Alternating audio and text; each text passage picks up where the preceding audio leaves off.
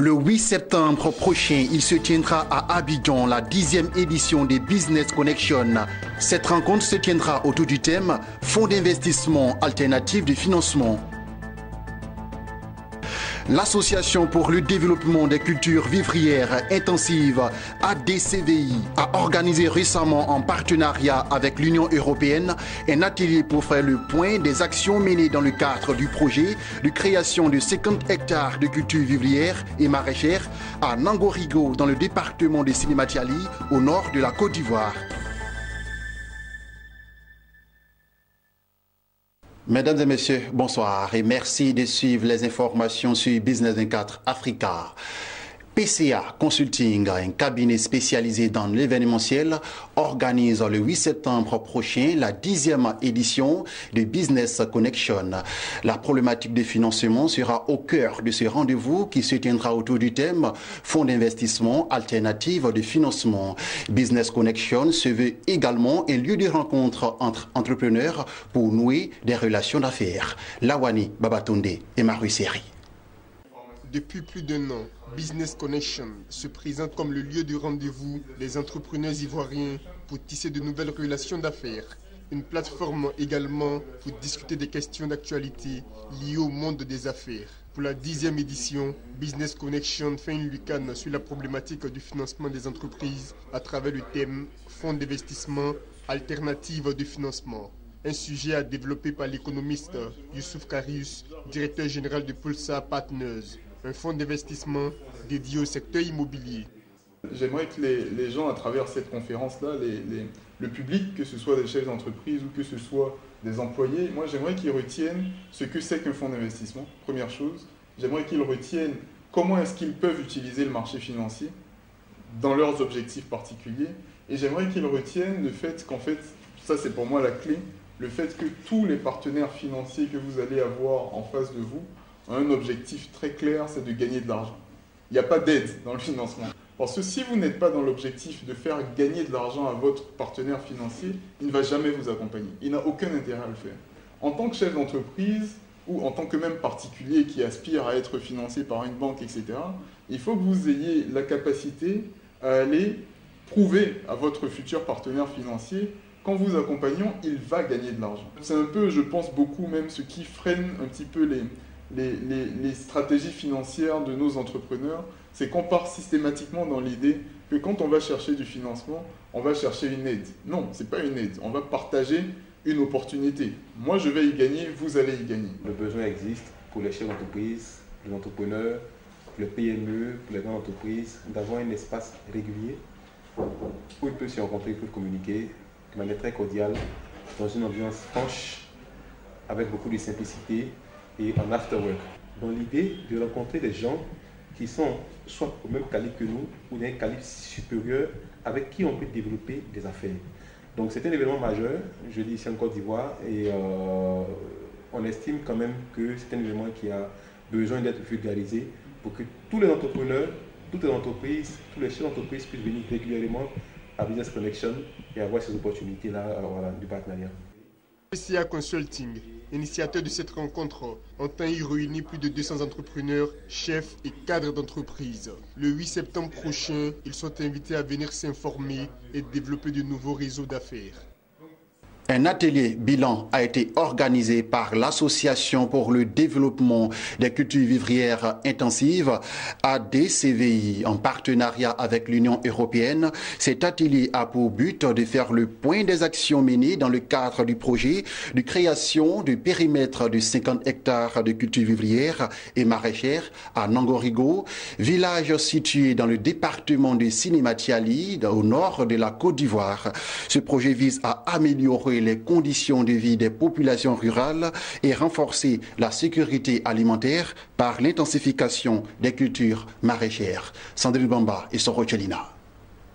L'Association pour le développement des cultures vivrières intensives ADCVI est en atelier pour faire le bilan des actions menées dans le cadre du projet de création d'un périmètre de 50 hectares de cultures vivrières et maraîchères à Nangorigo, un village situé dans le département de Sidé-Matiali, au nord de la Côte d'Ivoire. Le projet vise à améliorer la productivité des cultures, l'accroissement du revenu des producteurs et de la sécurité alimentaire dans la région de Sidé-Matiali. Aujourd'hui, faire de l'agriculture sans accès à l'eau constitue un véritable obstacle. Et vous savez tous qu'avec les changements climatiques, produire la sécheresse donc fait ravage. Donc nous avons estimé qu'il était nécessaire donc de développer ce type d'aménagement pour permettre aux acteurs de pouvoir produire en n'importe quelle saison de l'année, quand on sait qu'à des périodes de l'année, il y a des pénuries de produits sur le marché.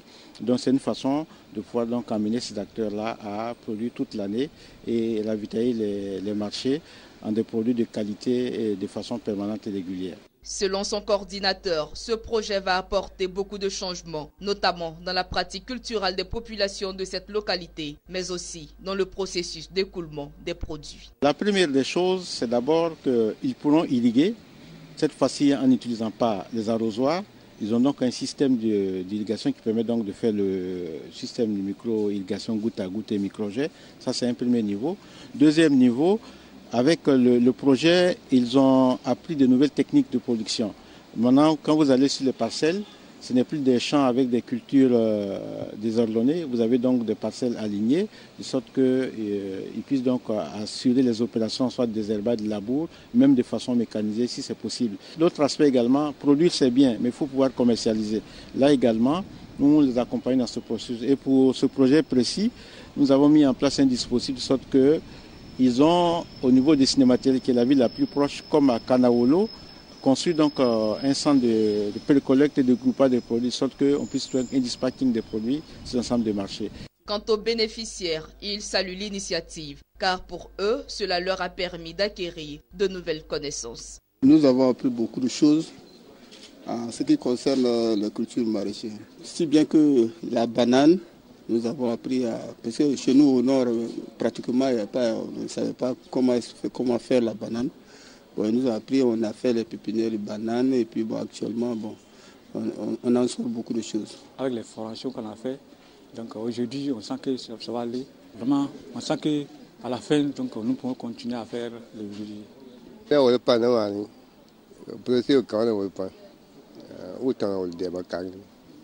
Le projet nous a beaucoup apporté.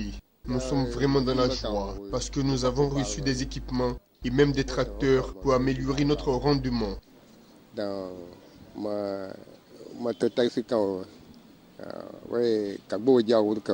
Et avec ces dons, nous allons continuer de travailler même si le projet prend fin.